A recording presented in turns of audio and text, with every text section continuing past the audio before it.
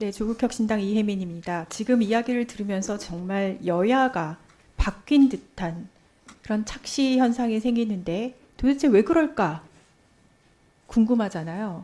그러려면 본질적인 문제를 다뤄야 되기 때문에 발언 신청을 했습니다. 저는 이번 정권 특히 박민의 KBS 보면서 많은 분들이 KBS 수신료 납부 거부 운동을 한 것으로 알고 있습니다. 그리고 동시에 수신료 분리 징수라는 졸속 행정 그리고 KBS에 대한 불신이 겹치면서 KBS의 재정 상황 더욱 불안정해졌습니다. 그 와중에 정부는 박장범 사장 선임함으로써 국민의 KBS에 대한 신뢰도를 더 바닥으로 빠뜨렸죠. 저는 국정감사 통해서 KBS가 민영화하려 하느냐 의혹 제기를 한 적이 있고 국민은 KBS가 YTN처럼 민영화 될까봐 MBC가 KBS처럼 정권 아래에 좌지우지 될까봐 걱정한다는 의견 또한 전달한 바 있습니다. KBS에 대한 국민적 감정은 지금 시청률로 나타나고 있고요.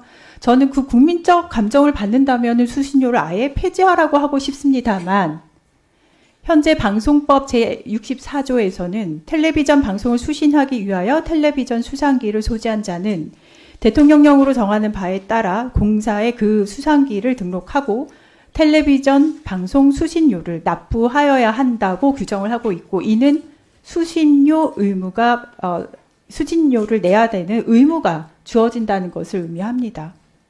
지금 KBS 수신료에 대한 근본적인 질문을 우리가 하려면은 사실은 이에 대해서 법 개정을 해야 되는 상황이겠죠. 오히려 제대로 위원회 만들어서 논의하고 국민적 의견 수렴해서 진행해야 되는 내용입니다. 이 법안이 사실 존재를 하게 된 이유는 KBS가 공영방송이기 때문이죠. KBS가 재난방송과 소외계층 같은 공영방송의 의무를 담당하고 있기 때문입니다. 정말 그 이유 때문에 수신료 의무를 부과하고 있는데요. 이 법이 있는 상태에서 내는 방법론에 해당하는 본인의 의도와 상관없이 납체자를 양산하는 분리징수는 시정이 되어야 되기 때문에 이 법안이 발의된 것이라고 이해를 하고 저는 그래서 찬성 의견을 더합니다. 참고로 엄밀히 말하면 방송법 시행령에 의거하면요. 전기 고지료, 고지서 말고 아파트 관리비 고지서의 통합고지해도 불법입니다. 직무대행님.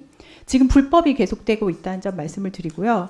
수신료 통합징수 당시에 민원이 생긴 부분이 무엇이냐를 뜯어봤으면 좋겠습니다. 이유를.